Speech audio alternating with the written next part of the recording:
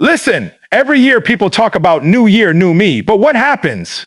By February, the fire's gone, the vision's faded, and you're right back to average. Why? Because you're chasing excitement, not commitment. My friends, success isn't emotional, it's intentional. The ones who win in our Chilling Arsenal won't be the loudest. They'll be the most consistent.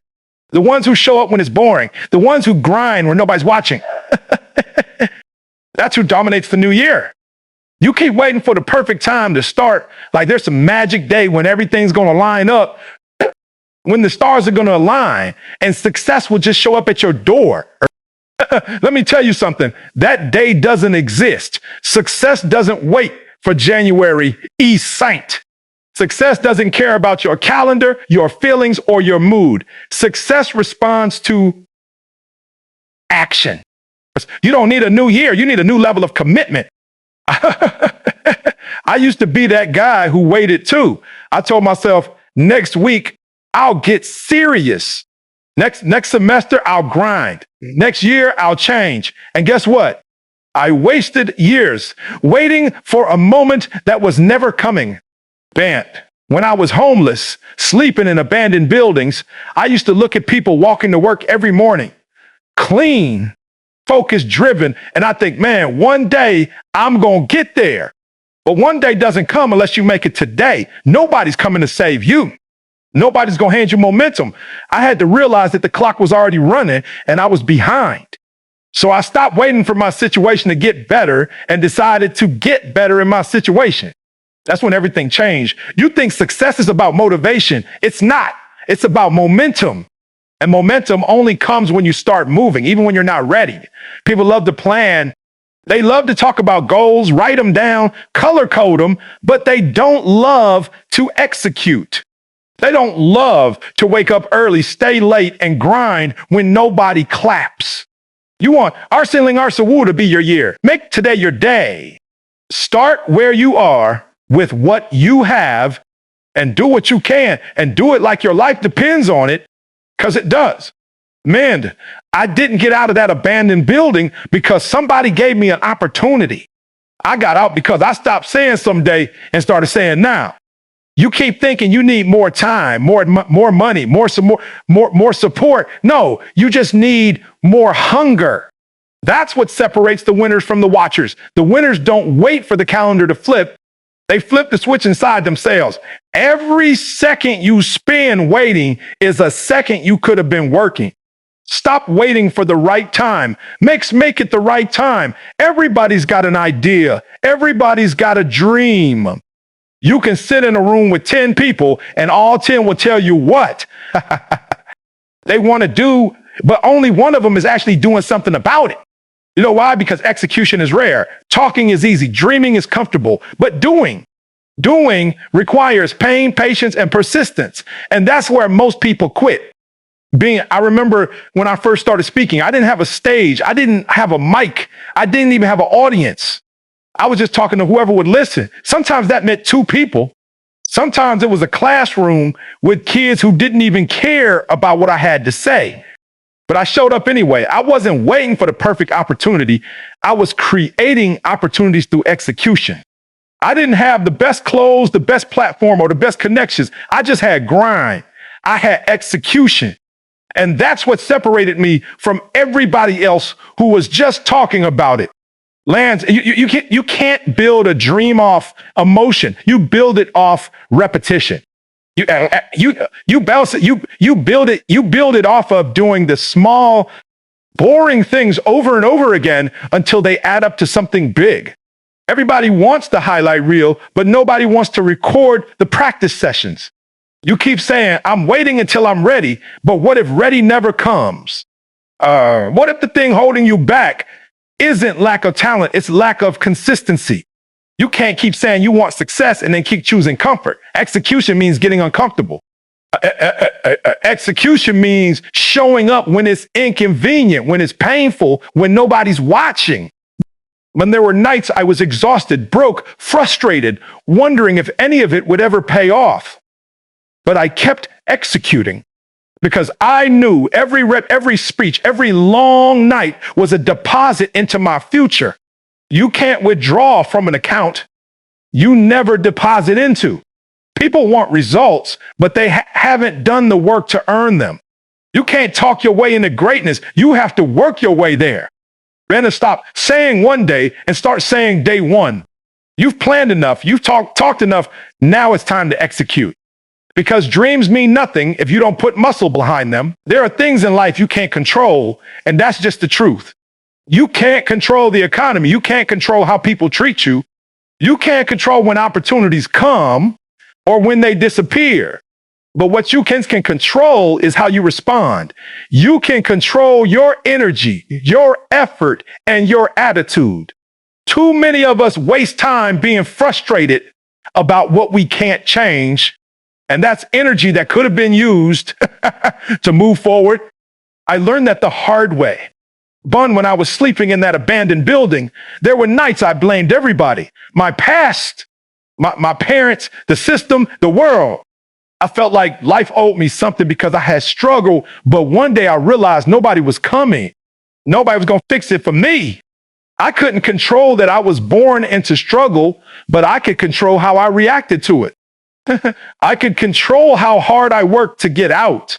And from that moment on, everything changed, not because my situation changed, but because ZCHI did. Clans, when you focus on what's in your control, you take your power back. See, some of you give your power away every time you complain. You give your power away every time you focus on something that's not in your hands. You spend hours talking about what went wrong, who didn't support you, who's against you. And meanwhile, you're losing time that could have been spent executing. You can't move forward while staring at what's behind you. I had to train my mind to stay locked in on what I could do, not what I couldn't. Even now, life still throws curveballs. Plans fall apart. People switch up. Opportunities vanish. But I've learned to stay steady because the one thing I can always control is my response. I can't choose what happens to me, but I can choose how I handle it. And when you master that, when you take ownership of your energy, you become unstoppable. Men's, the moment you stop fighting what's out of your control and start mastering what's in your control, that's the moment your life shifts. Stop giving power to what you can't change and start dominating what you can. Everybody wants to be great until greatness starts to feel uncomfortable. Everybody wants the spotlight, but nobody wants the pressure that comes with it. What you don't realize is that pressure is the very thing that shapes you. It's the tension, the grind, the struggle. That's what builds strength. You can't grow in comfort. You can't develop discipline in easy seasons. Pressure doesn't destroy you. It reveals you. Man, when I was grinding in those early days, I didn't have support. I didn't have resources. And there were times I didn't even have food. I'd be speaking to rooms where nobody clapped, nobody cared, and I walk out wondering, why am I even doing this? I felt that weight, that pressure of wanting to quit, of feeling invisible. But that same pressure forced me to dig deeper. It forced me to find out who I really was when nobody was watching. Every time life hit me, I had a choice, either break under it or build from it. Managers, you see, pressure is life's way of asking, how bad do you want it? It's not punishment, it's preparation. The moments that hurt the most are the same moments that shape your character. You don't become strong reading about pain, you become strong living through it. I didn't learn resilience from success. I learned it from rejection. I didn't find confidence when things went right. I built it when everything went wrong, and I still refuse to quit. Most people run from hard. The moment life gets heavy, they back off. But the ones who make it, they lean into it. They let pressure refine them instead of defining them. I stopped seeing obstacles as roadblocks and started seeing them as training. Every no, every failure, every disappointment was building a tougher version of me, the one capable of handling the success I was chasing. You can't handle the top if you haven't survived the bottom. So, when life gets hard, don't pray for it to get easier. Pray for the strength to handle the pressure, because the pressure you feel today is building the power you'll walk in tomorrow. Embrace the pressure. It's shaping your greatness. Motivation feels good, but it doesn't last. You can watch every video, read every quote, and listen to every speech, but if you don't have discipline, You'll always fall back to the same place. Motivation is the spark, discipline is the engine. It's easy to get fired up when you're inspired, when things are going your way, when people are clapping for you. But what happens when the lights go off? When nobody's cheering? When it's just you, the grind, and silence? That's where discipline takes over. When I first started chasing my dream, there were mornings I didn't want to get up. I was tired, hungry, cold, and frustrated. I didn't feel motivated. I felt like giving up. There were days I'd wake up in that abandoned building thinking, man, what's the point? But that's when I realized something powerful. Success doesn't care about your feelings. You can't build a future on emotions. I had to train myself to show up whether I felt like it or not. I stopped negotiating with my feelings and started committing to my goals. Band discipline means you do it because it has to be done, not because you feel good doing it. It means you show up when you're tired, when you're broke, when you're stressed. That's what separates the amateurs from the professionals. Everybody wants the results, but few are willing to show up consistently. You say you want success, but you keep taking days off like life is going to wait for you. Life doesn't wait. Opportunity doesn't pause. While you're sleeping, somebody else is working. The truth is, motivation fades after the hype is gone. You get that rush for a week, maybe two, and then life hits you. That's when discipline has to kick in. You've got to have a standard so strong that even your emotions can't move it.